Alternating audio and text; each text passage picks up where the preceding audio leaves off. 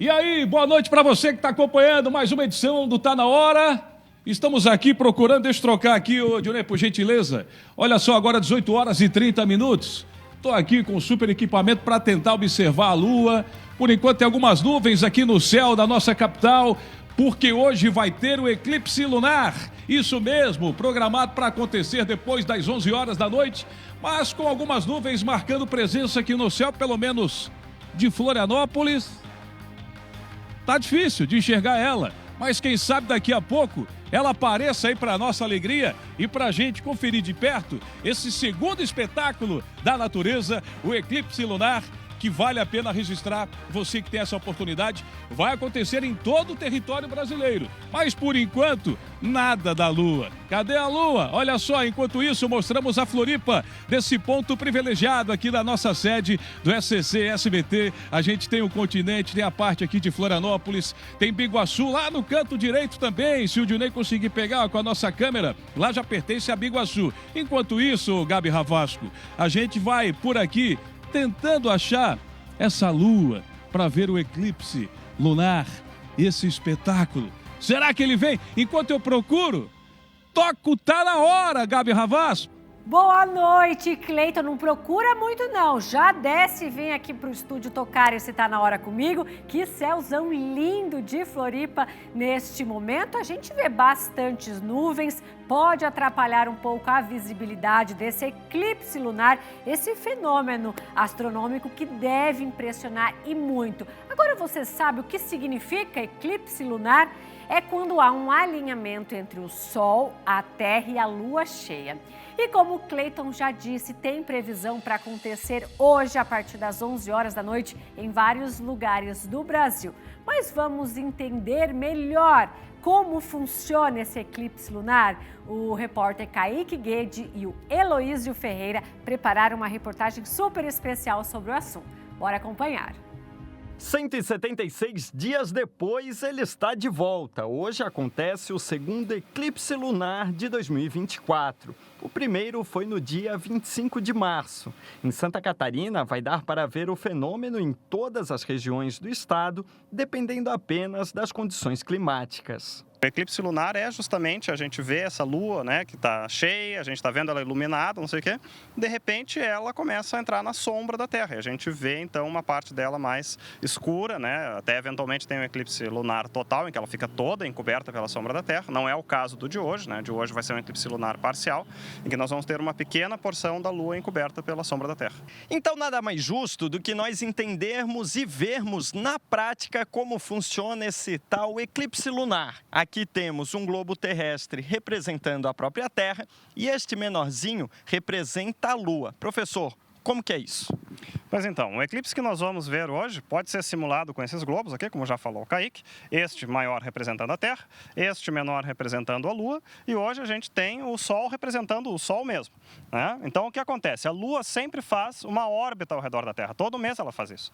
E, eventualmente, ela vai para trás da Terra. O que acontece de particular durante o eclipse lunar é que ela está num alinhamento tal que ela passa exatamente na sombra da Terra. E aí ela vai ficar obscurecida, não vai estar iluminada pelo Sol.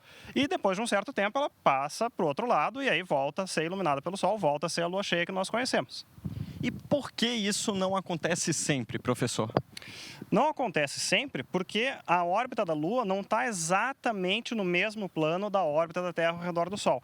Então, no mais das vezes, o que acontece é que a Lua está ou um pouquinho acima e ela pode passar atrás da Terra, estando completamente iluminada pelo Sol, ou um pouquinho abaixo, quando também acontece isso dela passar atrás da Terra e está completamente iluminada pelo Sol. Os eclipses acontecem uma vez a cada 173 dias, mais ou menos, que é quando esse alinhamento está permitindo que a Lua realmente esteja na sombra da Terra. O pico do eclipse vai ser por volta das 11h45 da noite desta terça-feira, mas ali entre 10h30 e 11 horas da noite já vai ser possível ver a Lua ficando mais escura. Pelo que eu estive acompanhando da previsão climática para o dia de hoje, parece que na região litorânea tem mais probabilidade de nebulosidade, então vai ser mais difícil que a gente consiga uma janela de observação.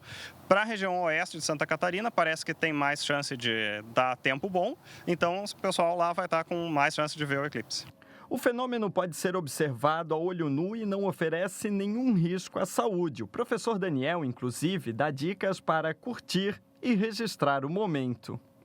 Bom, eu recomendaria que as pessoas fizessem experiência, né, pessoal, assim, guardassem na memória, né? Mas também, claro, eu entendo que as pessoas querem registrar, né? A gente mesmo gosta de registrar as coisas, não é à toa que a gente tem telescópios e câmeras, né? Eu entendo esse apelo. Eu recomendaria, então, que as pessoas tentassem encontrar um aplicativo, né, que permita regular de maneira manual o tempo de exposição da câmera, porque o celular, ele vai enxergar uma fonte muito brilhante contra um fundo muito escuro, e ele pode ficar sem entender justamente qual é o tempo de exposição correto, qual é o ajuste correto da câmera, para que a Lua não vire um borrão de luz no meio daquele fundo escuro.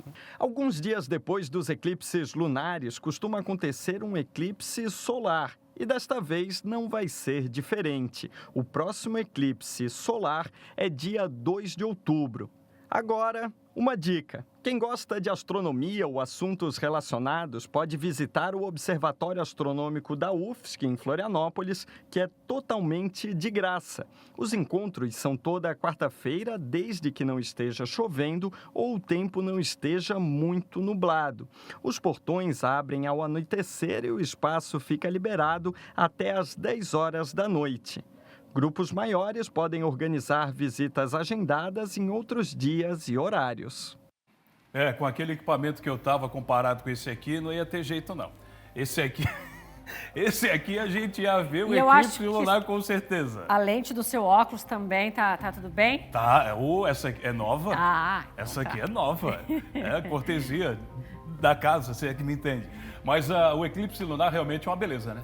Cleiton, você sabe que ultimamente eu passo boa parte do dia olhando para o céu? Sabe por quê? Pra quê? O meu filho de 5 anos tem o sonho de ver um arco-íris, ele nunca viu. Olha! E aí a gente está procurando, aí quando chove aparece o céu, e a gente faz tempo que não consegue ver, viu? Bom, ele poderia perguntar para uma profissional que normalmente costuma trazer a previsão do tempo. Verdade. Ele tem uma muito perto dele, diga-se de passagem, também conhecida Mas como a não mamãe. tem aparecido na previsão do tempo a presença de arco-íris, não. E hoje esse fenômeno também deve ser lindo, deve emocionar. A gente vai ter o eclipse solar também em outubro, que deve ser mais incrível ainda. Esses fenômenos da natureza sempre nos surpreendem. Ô, Eric, quando você vê o arco-íris, você não vai se arrepender. É lindo. É lindo, né? É lindo demais. Valeu, Gabi. Valeu, Cleiton. Agora me diz uma coisa. Fala, pergunta. Você não tem viagem marcada não, né? Não. Não tem nada programado? Ainda não. Já imaginou, Cleiton, você programar as suas férias, aí você avisa a esposa, avisa o filho, faz as malas, se arrumam, embarcam, chegam lá no local que vocês reservaram e esse local não existe. Qual seria o nome do filme? Se isso fosse um filme... Férias Frustradas? Férias Frustradas. É verdade, porque tem muito anúncio que quando você vai dar o confere pessoalmente, não é nada daquilo que você vê.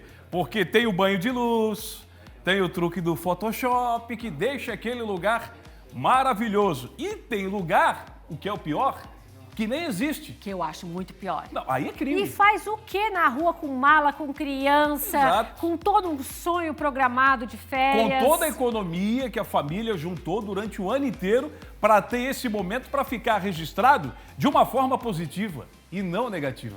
Primeiro a gente chora e depois a gente vai atrás dos nossos direitos, né? Logo mais a gente traz uma reportagem completa sobre o falso aluguel. Mas antes, a gente quer que você aí de casa participe com a gente. Mande uma mensagem. Você já caiu em algum golpe? Já teve umas férias frustradas por conta de golpistas? Conte pra gente a sua experiência, ó. 48-99162-2676. Bora lá que tá na hora. Bora, Cleiton. Bora lá, a gente está aqui com uma grande equipe. Câmera número 1, Marne Menezes, e a 2, ou melhor, a 1, Marne, e a 2, o Direi Pacheco, ao lado de uma grande equipe que com muito carinho começa a produzir o nosso Tá Na Hora. Logo nas primeiras horas da manhã, a gente entra à noite, mas de manhã a nossa equipe já está engajada para levar até você as melhores informações. E obrigado por deixar entrar aí na sua casa. O Tribunal de Justiça de Santa Catarina suspendeu a multa diária de R$100 mil que seria aplicada ao Estado pela não realização das obras de barragem de Ituporanga. Vamos ao vivo agora com a Daeli Ramos, que vai trazer mais detalhes, mais explicações. Qual o motivo da suspensão do pagamento? Boa noite, Daeli. Oi, Cleiton, uma ótima noite para você e para todos que nos acompanham. Olha, o Tribunal de Justiça de Santa Catarina levou em conta aí a complexidade dessa obra, né, que vai acontecer na barragem de Ituporanga, que requer um estudo aprofundado e também uma empresa altamente qualificada para realizar esses serviços. Bem, foi suspensa então esse valor, né, essa multa que seria aplicada já na semana passada. Isso porque encerrou o prazo na última sexta-feira que a Justiça teria determinado para o Poder Executivo, então, para realizar essas obras. O Estado ele está comprometido já desde o início com a manutenção, né, paliativa, realizando aí ações para sanar os problemas estruturais da barragem, como a limpeza e dragagem do reservatório, além da recuperação das grades metálicas dos descarregadores. Bem, no dia 1º de setembro deste ano já foi publicado o edital, então, para a contratação dessa empresa especializada para realizar as obras em Ituporanga. Nós entramos em contato com a Defesa Civil do Estado e eles nos informaram que até o fim do mês de setembro vai ser anunciado aí o nome desta empresa e os serviços de manutenção total aí desta barragem deverão ser realizados dentro de 330 dias. Vale lembrar, Cleiton, que esta manutenção aí é a maior e mais importante já realizada na barragem de Ituporanga. Essa barragem, como você muito bem sabe, e muitos que nos acompanham também, é importantíssima aí para a contenção de enchentes em Rio do Sul, no Alto Vale todo e até mesmo no Vale do Itajaí como um todo. Eu volto com vocês aí no estúdio. Obrigado, Daiele. Essa barragem que proporciona muita segurança para várias famílias. Olha, o governador Jorginho Melo esteve hoje no sul do estado, visitando obras de infraestrutura e também hospitais da região. Uma visita muito importante. E a Emanuela Justino acompanhou de perto e traz todos os detalhes agora, aqui no nosso Tá Na Hora. Pode colocar, da Play. Na parte da manhã, o governador Jorginho Melo visitou a SC-108, que é um importante e movimentado trecho aqui da região sul, liga Criciúma aos municípios de Cocal do Sul, Uruçanga e outras cidades também. No trecho está sendo feita a obra, né, de duplicação. Então, as máquinas estão no local. O governador Jorginho Melo visitou, então, essa obra da SC-108. Depois, ele visitou também as obras do contorno viário em Cocal do Sul.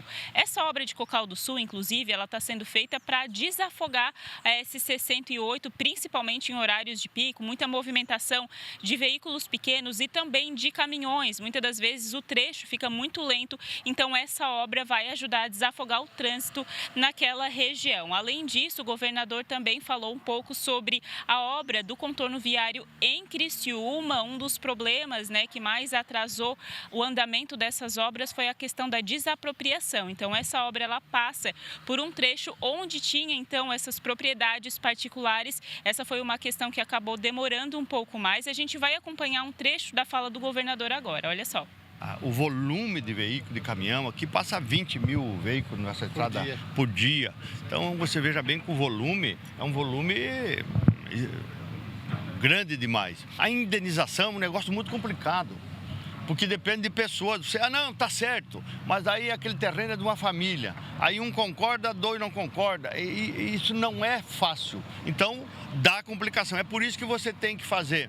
A obra tem que ser um curto espaço de tempo para fazer. Você tem que gastar um tempinho para acertar tudo. Quando começar a obra, não parar, né? E essa obra deu dor de cabeça por causa dessas indenizações, da questão ambiental que foi resolvido. Enfim, agora ela vai andar tranquilo. Na parte da tarde, o governador Jorginho Melo visitou a sede da Associação Empresarial de Criciúma, a ASIC, e um dos assuntos abordados também foi a respeito de um decreto assinado em relação às cooperativas de energia aqui no estado de Santa Catarina, né? Segundo foi informado, esse vai ser um incentivo fiscal de 20% do crédito presumido no ICMS. A expectativa do governo é que esse valor, que a princípio não vai ser arrecadado, depois ele seja compensado com a economia e também a melhoria na transmissão, no fornecimento de energia elétrica das cooperativas aqui no estado de Santa Catarina. O governador Jorginho Melo comentou sobre isso também, vamos acompanhar. As cooperativas, que elas possam investir nas linhas trifásicas, enfim, melhorias e abater no ICMS. que isso é inédito, nenhum estado faz, nós estamos fazendo para ir ao encontro das cooperativas, que elas são importantes, principalmente aqui no Sul. Então, uma contrapartida nesse sentido, né? As cooperativas elas devem investir na melhoria das redes e também expansão, principalmente para as áreas rurais aqui no estado de Santa Catarina. Segundo informação repassada, a princípio, que se encaixam nesses padrões, né, pedidos pelo governo estadual, 22 cooperativas estão aptas para receber esse benefício e também a projeção é para que até 2029, 435 milhões sejam investidos. Também na parte da tarde, o governador visitou hospitais aqui da região, o Hospital São José, que acaba sendo o principal hospital aqui da região sul do estado e também, obviamente, da região carbonífera. Visitou o Hospital Materno Infantil Santa Catarina e também ele tratou a respeito de credenciamentos do Hospital de Sombrio. Voltamos ao estúdio. Obrigado, Emanuela, pelas informações. E só para dar uma descontraída, já que brincamos aí com o tema do Zap de hoje, né, quando você vai lá e vê um anúncio que não é nada daquilo que você programou, e eu brinquei com a Gabi sobre o nome do filme Férias Frustradas, olhando o governador Jorginho Melo, com todo respeito, me lembrei do filme Indiana Jones e a Arca Perdida. Vamos falar de eleições agora.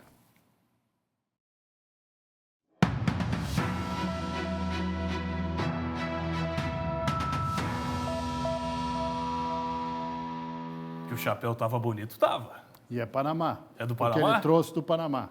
Tá certo. Roberto, confirmada a agenda de Jair Bolsonaro aqui em Santa Catarina a partir desta quinta-feira, é isso? Boa noite, bem-vindo. Boa noite, Cleiton Ramos, bem-vindo. Eu estou me sentindo muito bem-vindo aqui. E quem deve se sentir mais bem-vindo ainda a Santa Catarina é ele, Jair Messias Bolsonaro, que estará a partir de quinta-feira aqui em Santa Catarina. Vamos ao roteiro? Finalmente divulgado, finalmente oficial. Ele chega por volta das 11 da manhã no Aeroporto Internacional Ministro Vitor Conder, lá em Navegantes, vai a Balneário Camboriú, almoça com empresários locais, depois sai numa caminhada com o filho 04, o Jair Renan, que é candidato a vereador pelo PL em Balneário Camboriú, com o candidato a prefeito do PL, Peter Ligrando, e o vice da Vila Barriga, e vai passear pela cidade. Às 7h20 da noite de quinta-feira, ele tem um grande evento do PL, que nada mais é do que um grande chamamento aos eleitores para votarem no partido. Claro que ali não estará só o Peter Ligrando. Outros candidatos a prefeitos do Vale do Itajaí, do norte do estado, virão para participar desse grande evento.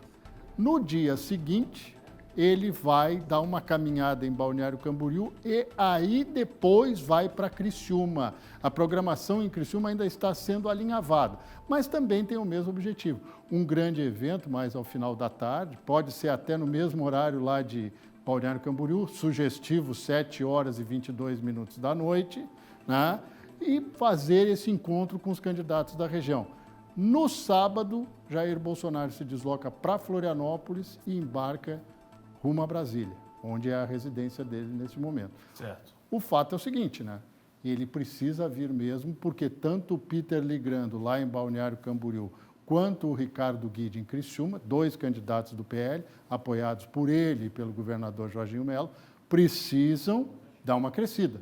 Porque os adversários, os dois do PSD, a Juliana Pavan em Balneário Camboriú e o Vaguinho Espíndola em Criciúma, deram uma decolada. E isso não é bom para os planos nem do governador, nem do presidente da República.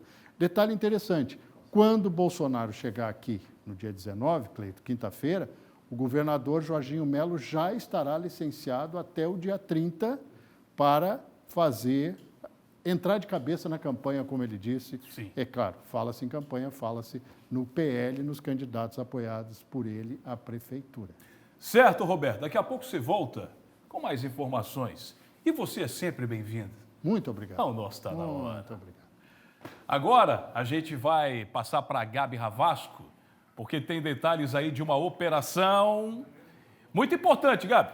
A Polícia Civil de Santa Catarina e o Cyber GAECO deflagraram nesta terça-feira uma nova fase da operação que combate o golpe do falso aluguel de temporada. Foram cumpridos 6 mandados de prisão preventiva e 7 de busca e apreensão. A gente vai chamar a repórter Giovana Pacheco ao vivo, que chega no Tá Na Hora com os detalhes pra gente. Hoje, boa noite para você. Conta então sobre esses mandados, onde eles foram cumpridos, alguma pessoa foi presa. Explica melhor pra gente essa operação, por favor. Boa noite, Gabi. Boa noite para todo mundo que está nos assistindo. Pois é, essa operação, ela está sendo feita principalmente no Rio Grande do Sul, Gabi.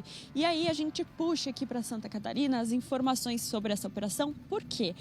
Todas essas operações, esses mandados de busca e apreensão, esses mandados de prisão preventiva, eles são feitos contra um grupo criminoso que aplica golpe em pessoas que são do Rio Grande do Sul, que moram no Rio Grande do Sul, mas que procuram casas para alugar aqui em Santa Catarina, principalmente para passar o verão. Então, aqui no litoral catarinense, normalmente são esses os locais em que estão os endereços que os golpistas colocam. Então, agora, essa operação ela segue atrás dessas pessoas, né, dessa organização criminosa, e a ideia é fazer o seguinte: apreender, além de fazer essas buscas e apreensões e essas prisões, apreender veículos, bloquear dinheiro dessas pessoas e ainda identificar mais laranjas. Laranjas são as pessoas que fornecem os dados bancários, o nome, o CPF e tudo mais, para conseguir então despistar a polícia para chegar aí nas pessoas que realmente estão aplicando esses golpes. Em relação a esses golpes, a gente conversou inclusive com uma das pessoas que sofreu, né, com esse golpe e acabou sofrendo um prejuízo. Ele estava querendo passar o verão aqui em Florianópolis no começo do ano, agora em março, e ele foi naquele caminho tradicional. Vai nas redes sociais, naqueles grupos que tem anúncio de aluguel, foi encaminhado direto para o WhatsApp desse suposto proprietário, e aí ele vai contar um pouco para a gente agora como foi essa experiência de conversar com o proprietário. Eles me passaram o endereço certo da casa, me passaram fotos da casa, me informaram como funcionavam os horários, que eu poderia, horários de barulho. Me informaram também a questão do número da senha da entrada do portão. Então, com isso, eles foram fazendo que eu criasse confiança, sabe? Então ele realmente relata que são detalhes muito específicos, então todo cuidado é pouco. Ele ainda comentou, outro detalhe interessante é que quando ele chegou no local, né, no endereço do suposto proprietário, ele já foi informado pelos próprios vizinhos de que ele não era o primeiro a sofrer esse golpe. Então pelo menos mais 3 pessoas sofreram esse golpe no mesmo endereço. Mas bom, então tá, quem sofreu esse golpe faz o quê? A gente conversou com um delegado da Polícia Civil que passa também para você essas informações. Infelizmente, a gente vê um aumento no ano todo, não mais apenas na alta temporada turística. Mas é claro que, durante esse período, realmente há um incremento do registro de ocorrências relacionadas a golpes de falsos aluguéis, tanto em Florianópolis quanto no restante do estado. A gente sempre orienta que busque uma delegacia de polícia, tanto presencialmente quanto de forma virtual, e que apresente provas desse delito. Essas provas podem ser comprovantes de transferência bancária, prints de conversa através de redes sociais ou aplicativos de mensagem e tudo mais que a pessoa possa fornecer à Polícia Civil para que se inicie, então, a investigação desse delito. Então, realmente, né, todo cuidado é pouco e nas férias a gente sempre quer curtir, quer aproveitar, então acaba sofrendo, né, esse tipo de golpe. E para evitar esse tipo de transtorno, esse tipo de estresse, né, que é muito revoltante, a gente também conversou com o representante do Cresci, que ele passa para você uns 5 passos de como conseguir evitar esse tipo de golpe e ficar de olho bem aberto nessas situações. Vamos conferir. Primeiro, saber que você está tratando com um corretor ou uma imobiliária credenciada. Com uma rápida pesquisa no site do Cresci e com o nome completo dessa pessoa, você consegue identificar se ele é um profissional credenciado. Segundo, evite valores muito abaixo do mercado. Pode ser um golpe. Terceiro, não trabalhe com plaqueteiros ou chaveiros, que são aquelas pessoas que ficam na rua balançando a chave ou a placa. Eles não vão te dar nenhuma segurança. Quarto e último ponto, evite pagamento antecipado do valor do aluguel. quando você não tiver certeza que está tratando com um corretor credenciado. Gabi, então tá aí, né? O verão tá quase chegando de novo, o verão 2025. Então, quem tá querendo alugar alguma casa, fica de olho nessas dicas para evitar transtornos e conseguir aproveitar as férias 100% bem, sem nenhum tipo de estresse. Eu volto com você aí no estúdio.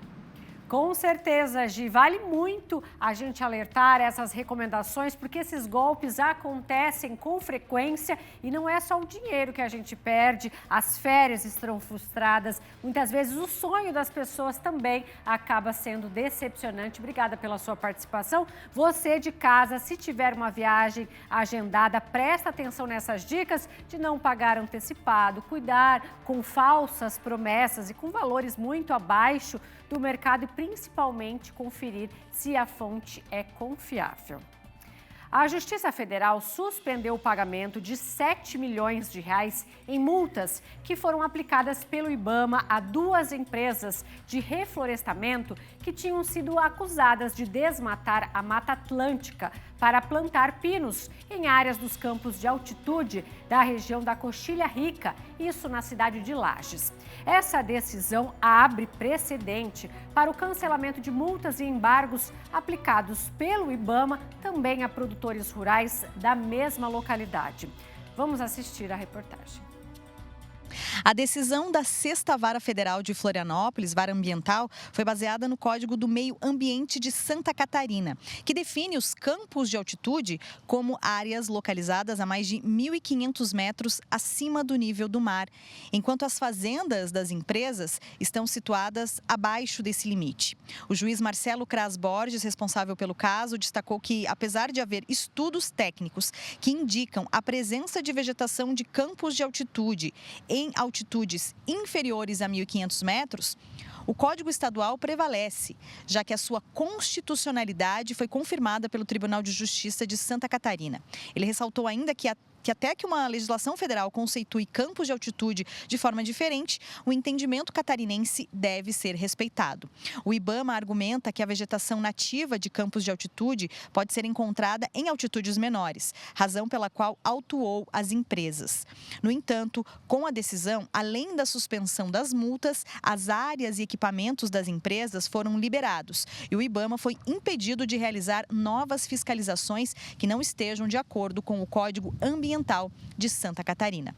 Então, essa decisão deve impactar diretamente os produtores rurais da Coxilha Rica que foram multados e tiveram suas plantações embargadas pelo IBAMA em 2022. Para os próximos passos, nós devemos levar isso ao IBAMA em Brasília. Temos já solicitado audiência lá, onde nós queremos levar essas decisões que foram importantes, foi do TRF4 em Porto Alegre, é um juizado federal, e vamos levar conosco também o governo do Estado. O governo do Estado se propôs a acompanhar, como já havia, mas agora de uma forma mais efetiva, junto com a Procuradoria-Geral do Estado, com a direção do IMA e, quem sabe, até o próprio governador deve estar presente nessa audiência. A decisão pode gerar impacto significativo na forma como os órgãos ambientais conduzirão futuras autuações aqui em Santa Catarina, principalmente no que diz respeito à interpretação das legislações estaduais e federais em relação à proteção da vegetação nativa.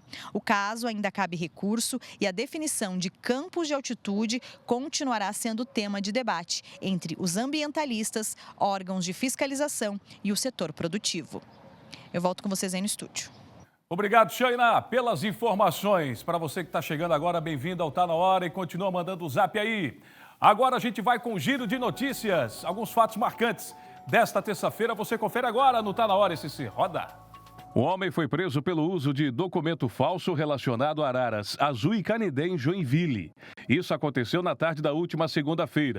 E durante a diligência, os policiais identificaram que a nota fiscal e os documentos apresentados eram fraudulentos. A Polícia Federal realizou na manhã desta terça-feira em Dionísio Cerqueira a Operação Rota Móvel, com o objetivo de desmontar um esquema de descaminho de eletrônicos vindos do Paraguai e lavagem de dinheiro.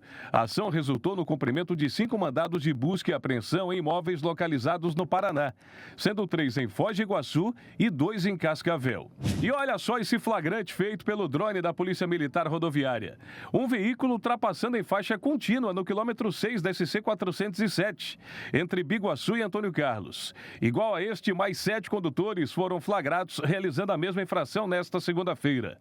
Vale lembrar que para esses casos, a multa é gravíssima, no valor de R$ 1.467 e 7 pontos na carteira. Segundo a Polícia Militar Rodoviária, essa conduta é a principal causadora das colisões frontais.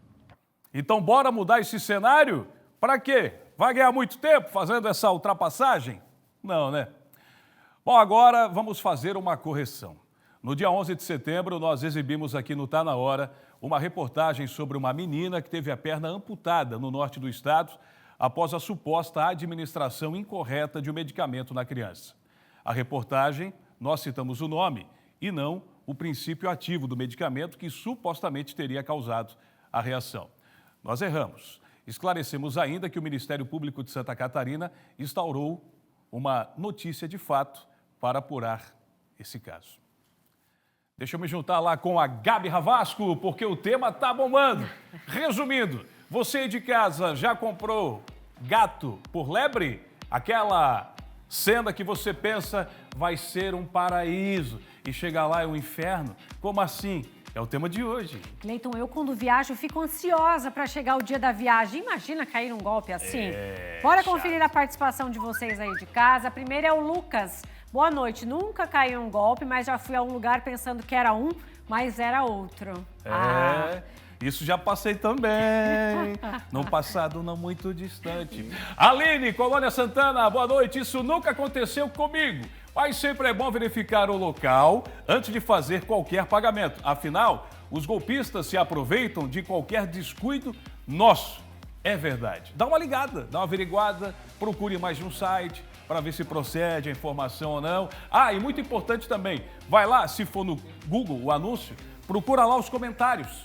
Às vezes ali, eles acabam entregando nos comentários aquilo que não está no anúncio. É verdade. Temos a próxima mensagem da Leniuse de Pomerode. Boa noite, viajei com toda a família, alugamos uma casa no sítio. Quando chegamos à casa, já estava alugada. Tínhamos pago por 5 dias. Sorte do cara que chegou antes de nós lá. Deus. E daí, o que vocês fizeram, Leniuse? Meu Deus, imagina toda a foi família. alugado 2 vezes. Isso acontece, tá? Que coisa, hein? Os golpistas também usam essa forma de prejudicar as pessoas. Não é a primeira vez que eu escuto algo nesse sentido, mas é difícil, né? Que cara de pau. Manda zap pra gente aí. Intervalo, a gente volta já já. Com essa imagem da Superlua. É atualizada é a Lua, agora? É isso, Lua É ao vivo, cheia, isso em Blumenau. Coisa linda! Lua em Floripa! Ai, gente, olha que espetáculo! Eu sabia que ela estava em algum lugar. Eu não tinha achado na hora da abertura do Tá Na Hora. Mas ela apareceu. Cleiton, tá aí, mesmo com a nuvem, olha que coisa mais impressionante. É a natureza sempre consegue deixar a gente chocado. Faça uma poesia com a Lua e manda pra gente, por que não? Vamos tomar um cafezinho, a gente volta já já.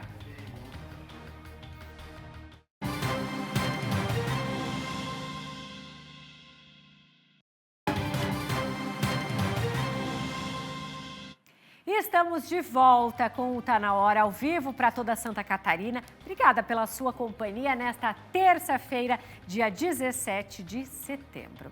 Agora deixa eu te fazer uma pergunta. Você lembra daquele incêndio que atingiu uma vegetação e mobilizou o corpo de bombeiros no Saco dos Limões, aqui em Florianópolis? Pelas imagens, a gente consegue relembrar o caso que aconteceu na última quarta-feira. Gerou uma grande repercussão porque esse fogo atingiu uma área grande ali do Saco dos Limões. Hoje, uma perícia está sendo feita para tentar descobrir os motivos, o que causou esse incêndio. Quem tem mais informações é a repórter Giovana Pacheco, para nos atualizar se já tem um laudo atestando os motivos, se a gente já sabe principalmente a causa desse fogo, né, Gi? Conta pra gente, por favor. Para contextualizar para vocês antes, esse incêndio ele aconteceu na quarta-feira passada, dia 11 de setembro. Começou mais ou menos ali pelas 5h42 da tarde e aconteceu ali no bairro Saco dos Limões, em Florianópolis. Esse incêndio ele começou num morro, ele começou a se espalhar bastante, ele se espalhou muito rápido e nessa época, né, na semana passada, os moradores se assustaram bastante. Por coincidência, eu estava lá no momento, né? Eu fui cobrir esse incêndio e conversei com alguns moradores na época. E eles comentaram que estavam com medo porque tinham parentes que moravam ali perto e estavam com medo que o fogo se alastrasse. E além desse medo, ele estava no meio de um morro. Então, o Corpo de Bombeiros, as guarnições, todas as equipes que estavam empenhadas em combater essas chamas, eles não conseguiam acessar de forma tão fácil. Então, eles precisavam ir de carro, né, com as viaturas até determinado ponto, até onde eles conseguiam chegar, e de lá ir a pé por várias entradas do morro para conseguir acessar da forma mais rápida possível e então combater essas chamas. Bom, agora as atualizações que nós temos são que o Corpo de Bombeiros hoje mesmo está fazendo uma perícia para conseguir então identificar quais são as causas desse incêndio, porque foi tudo muito rápido, começou de uma forma muito rápida e todos foram pegos aí de surpresa. Então a gente segue acompanhando, são informações que serão atualizadas em breve e claro que a gente pode trazer atualizações a qualquer momento em relação a esse assunto. Com certeza vamos seguir monitorando. Giovana Pacheco falando ao vivo de Florianópolis, atualizando as informações do incêndio que atingiu a capital de Santa Catarina. E falando em incêndio, o Brasil, várias regiões têm registrado bastante focos de incêndio. E tem preocupado, né, Cleiton Ramos? É verdade, olha só, incêndio para tudo que é lugar. Parece que em 2024 o fogo está predominando. Não bastasse essas queimadas, muitas casas já pegaram fogo nesse ano na Grande Florianópolis. Vários carros, vídeo quase todo dia de carros pegando fogo no acostamento. E hoje uma imagem chamou a atenção que vem do sul de Santa Catarina. Um incêndio de grandes proporções atingiu uma indústria de plásticos em Criciúma. Isso aconteceu no início da tarde desta terça-feira. Esse fogaréu que você está vendo agora no Tá Na Hora SC é de um vazamento de um material chamado tolueno, uma espécie de solvente que era transportado de um container para o outro. O material atingiu a rede pluvial, o que causou explosões em bueiros em torno de toda a indústria. Casas, um shopping e até um hotel precisaram ser isolados e também evacuados. Trabalhadores e moradores da região ficaram assustados com o cenário de guerra. Dá só uma olhada. Aí escutei tipo um estouro de tipo pipoca, sabe? Um barulho meio baixo, mas muito estrondoso. Mas logo em seguida já aconteceu um estouro muito alto, tipo um de explosivo mesmo. Aí a minha mãe já começou a gritar dizendo que estava pegando fogo. Aí eu olhei, a chama já estava enorme, muito enorme mesmo. Aí eu fiquei muito desesperada porque a minha mãe começou a gritar muito. E o fogo começou a se alastrar muito rápido por causa da direção do vento. Aí eu saí em seguida, só vi o incêndio, já saí correndo, gritando na estrada. Não entrei mais dentro do cercado, de medo. O policial, ele me barrou e falou pra mim voltar e avisar a subgerente que eu não ia conseguir trabalhar hoje. O shopping foi tudo evacuado, tava conversando com uma amiga minha ali, ela falou que um vendedor foi avisar ela, que mostrou um vídeo lá dentro do shopping na hora que tava passando as compras, que tava pegando fogo. Momento de tensão, você viu ali todo o isolamento que foi feito nesse exato momento, bombeiros aí trabalhando para conter as chamas e agora parece que teve êxito, né? Porque a gente não vê mais aí nenhum fogo nessa imagem que foi passada para a gente nesta tarde. Pois bem, bombeiros de Criciúma, Içara, Morro da Fumaça, Forquilinha, Araranguá, além do caminhão-tanque de Tubarão, participaram do combate às chamas. 100 mil litros de água e 500 litros de líquido gerador de espuma, além de areia, foram utilizados para resfriamento de outros contêineres e também para evitar ainda mais a propagação do líquido na rede pluvial. Segundo as guarnições, a investigação sobre o que de fato causou o vazamento deve ser feita a partir desta quarta, quando a situação estiver controlada. E nós, é claro, vamos acompanhar esse incêndio que aconteceu no sul do estado. Agora, a gente volta até Blumenau para falar das obras de duplicação da BR-470. Será que tem novidade? Que tipo de novidade? Esperamos que seja boa. Será que a gente vai ter novidade? É a Daiele que está lá comigo agora? É isso, a Daiele. Ô, Daiele, é novidade boa? É isso? É novidade boa, sim, Cleiton. Estamos de volta, então, para falar a respeito das desapropriações para a duplicação da BR-470. O DENIT informou, o Departamento Nacional de Infraestrutura e Transportes, informou, então, que realizou o último mutirão de conciliações dessas desapropriações entre os dias 9 e 13 de setembro. Foram destinados 14,5 milhões para as desapropriações às margens da rodovia, então, nos lotes 3 e 4, que são os mais atrasados aí em relação à duplicação. De todo esse processo aí, são 60 processos, né, em negociação, 41 terminaram em acordo, 8 foram suspensos para uma nova avaliação e 11 serão finalizados através de uma decisão judicial. A conclusão dos processos contou com 85 milhões de reais de investimentos do governo federal no ano passado e aí esse mutirão, esse acordo aí vem para finalizar 72% desses processos. Conforme o superintendente regional, o Alisson Andrade, este processo vai trazer aí uma celeridade nas obras, principalmente nos lotes 3 e 4, já no ano que vem, Cleiton. Essa é uma boa notícia e nós estamos aqui agora na República Argentina, que é uma das vias que dá acesso à BR-470. Só para relembrar vocês aí, os lotes 3 e 4, eles estão localizados, né, entre Blumenau, Gaspar e Indaial. Um trecho aí, mais um dos trechos, né, da BR-470, onde tem um movimento bem intenso. Eu volto com vocês aí no estúdio. Obrigado, Daiele. Que você entre sempre trazendo boas notícias como essa, até porque, ô Daiele, a gente tem a geladeira que está lá, ao lado da Gabi. Ô Gabi, abre um pouquinho para mim, mais um pouquinho, que eu vejo daqui, vai. Tá lá o pote da 470, hein? Tá lá o potezinho da 470. Mas uma hora a gente tira, como fizemos com o contorno viário, pode ter certeza. Pô, agora veio um cheiro ruim aqui. Obrigado, Daiele. Pô, tem muita coisa aí que está estragada, hein, Gabi? A gente precisa fazer uma limpa, hein? Cleiton, papai. Chega mais cedo amanhã e se agiliza. Nossa Senhora. Volto contigo aí, Gabi. Agora eu tenho uma boa notícia para os moradores de Itajaí. Um novo local para você que mora nessa região fazer a emissão da nova carteira de identidade. Quer saber onde? Cris Pinheiro está chegando com as informações. Essa segunda opção já está funcionando há uma semana e cerca de 200 pessoas já confeccionaram a carteira de identidade aqui em Itajaí. Confira como funciona e o que você precisa trazer. A pessoa tem que fazer o agendamento, né, diretamente no site do IGP, que é a Polícia Científica de Santa Catarina. Seria policiacientifica.sc.gov.br. Esse agendamento é aberto todos os dias ao meio-dia. É o melhor horário para fazer o agendamento, né? Ela entra ali e escolhe ou a Câmara de Vereadores ou então o Shopping de Itajaí, que é o local onde já é feito a identidade. E tem que trazer também a certidão de nascimento ou casamento, né? Conforme o estado civil da pessoa. Essa certidão não pode estar plastificada e tem que estar em bom estado. Uma certidão emitida diretamente no cartório, não pode ser uma cópia, né?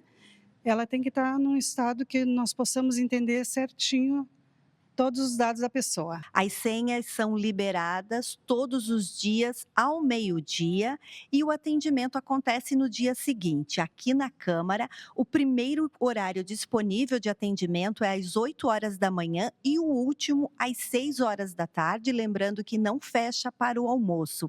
Lembrando ainda que esta nova carteira de identidade é gratuita para todos. Volto contigo ao estúdio. Valeu, Cris. Muito bem dada essa informação. Agora, relembrando para você que mora na região, a Câmara de Vereadores de Itajaí, ela fica ali na Avenida Abraão João Francisco, número 3825, ali no bairro Ressacada, bem em frente ao terminal de ônibus. Se você ainda não conseguiu se localizar, ali na Rua da Univares, segue reto toda a vida que você chega lá. Eleições 2024. Bora falar de política?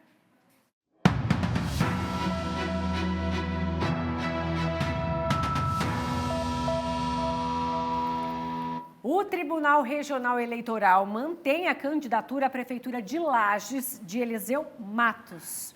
Roberto Azevedo, boa noite. Esse é um assunto para você.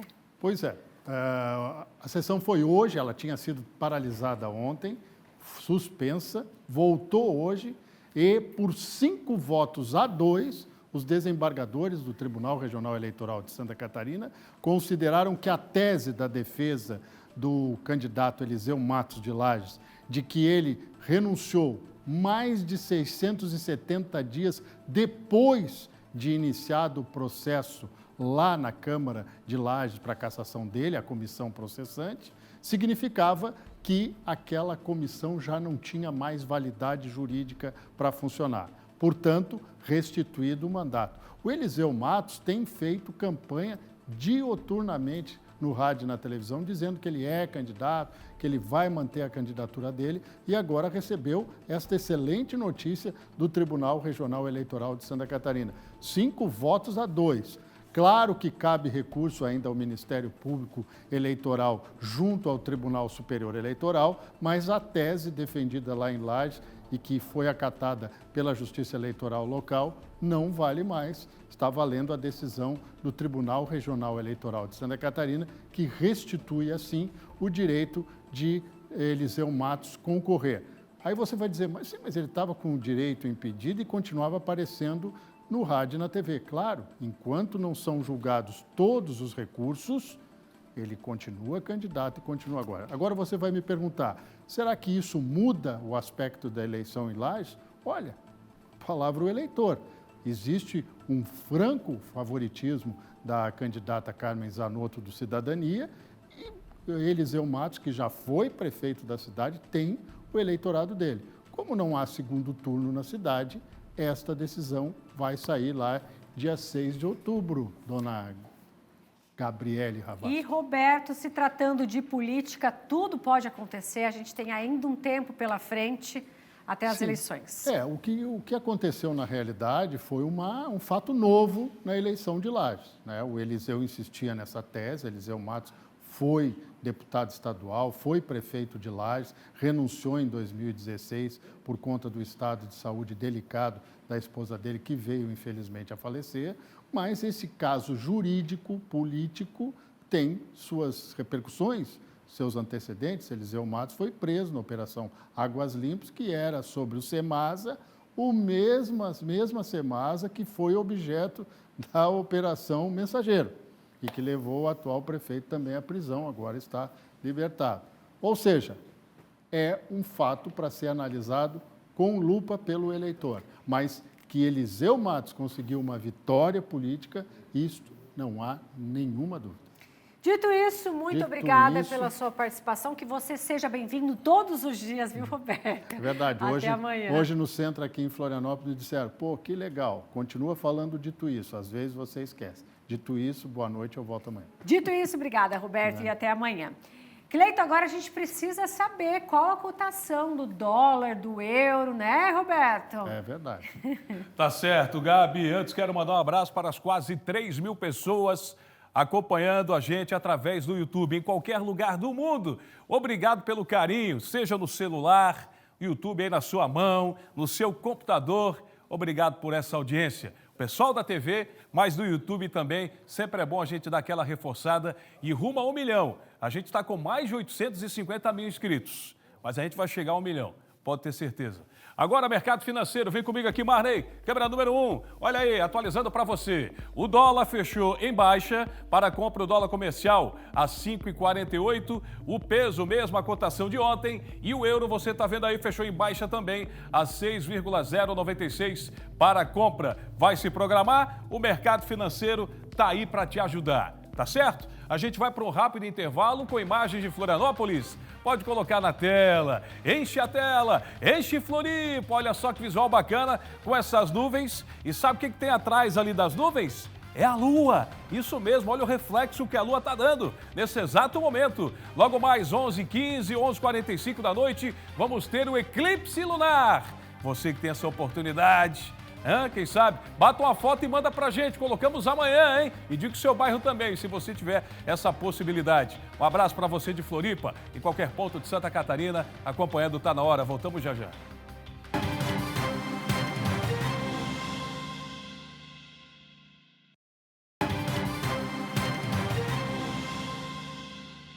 Sete horas e 26 minutos, está na hora de volta ao vivo para todo o estado. E está na hora de conferir como vai ficar a previsão do tempo.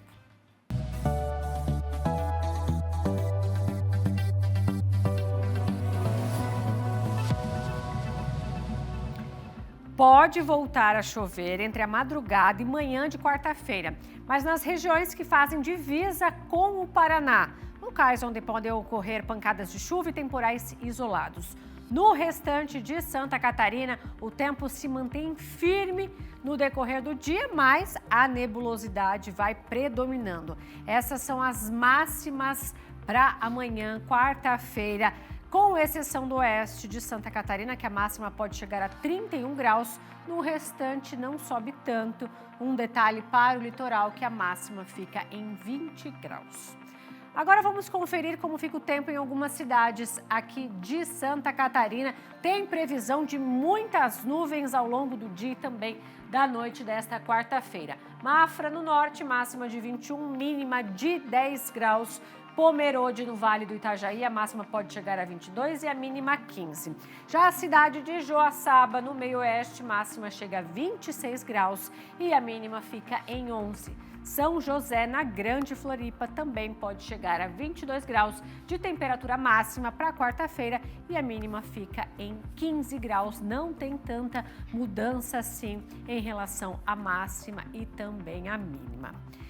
E agora, bora falar de esporte? Está chegando a Dominique Cabral com todos os detalhes.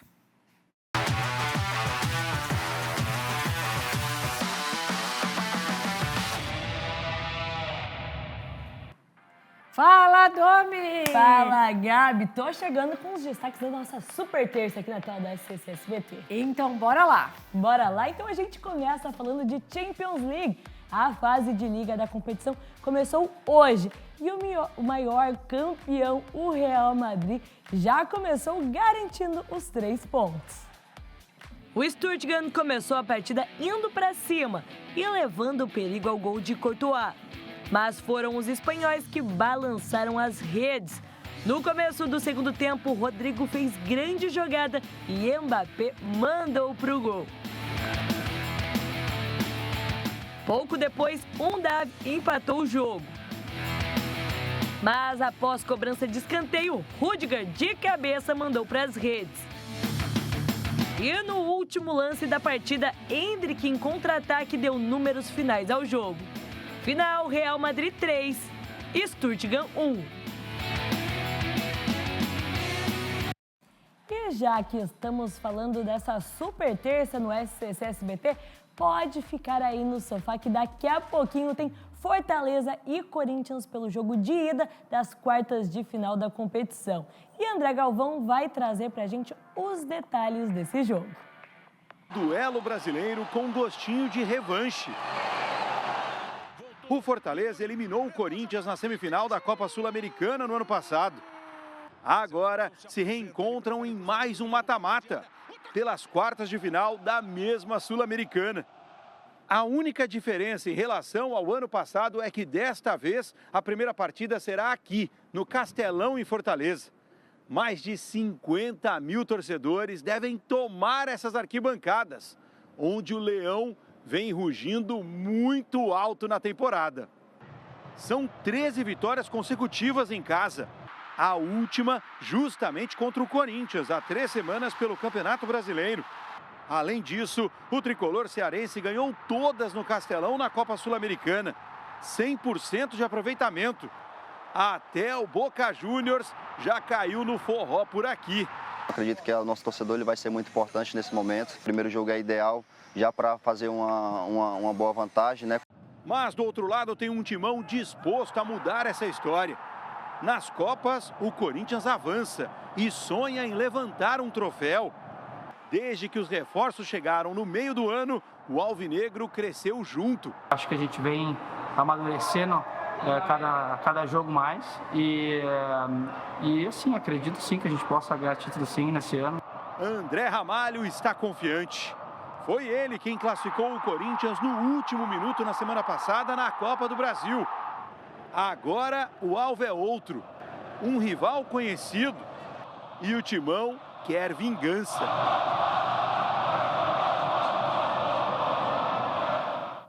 Então tá aí mais um super jogo aqui na tela do SCC SBT. E hoje começou a 27ª rodada do Brasileirão Série B.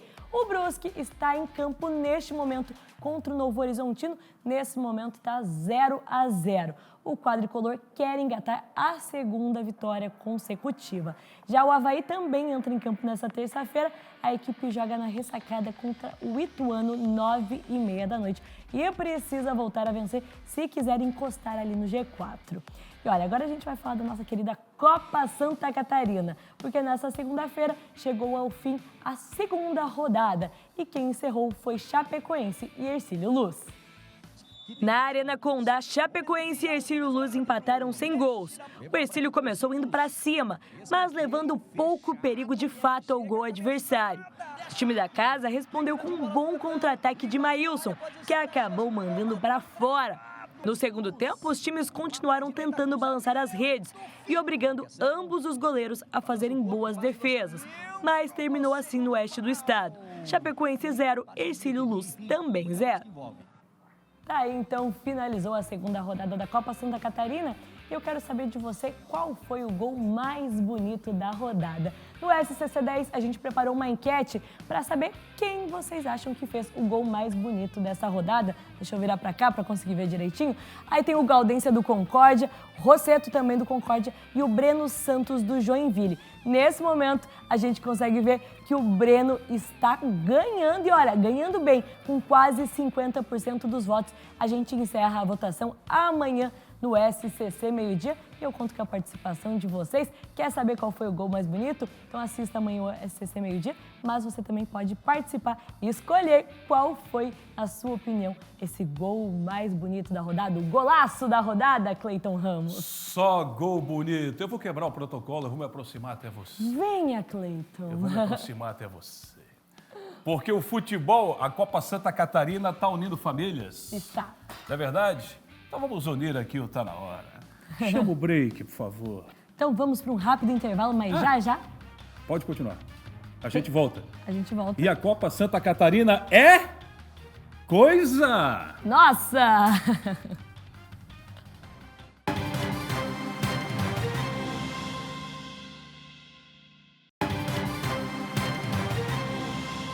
Estamos de volta com o Tá Na Hora, agradecendo o seu carinho de todos os dias. Nesta terça-feira não poderia ser diferente. Bem-vindo para você que está chegando agora.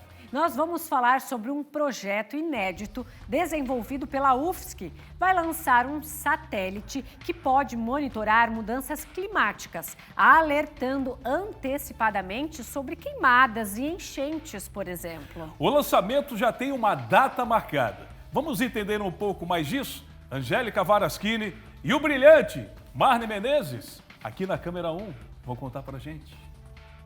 Projeto inédito que tem como objetivo monitorar a situação climática do Brasil.